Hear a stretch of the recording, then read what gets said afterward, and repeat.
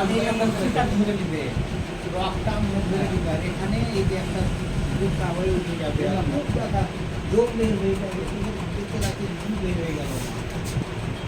এখন কি চাপায় না অনেক দিন থেকে, এর আগে একবার ওষুধ লেগে গেলাম এখান থেকে, ফোনটা হারিয়ে গেছে, কিন্তু ভালো উপকার হয়েছিল। তো এখন শীতাল করে দিচ্ছে। আর এই যে এখানে পা কেটে গেছিল, তো এখানে যে এটা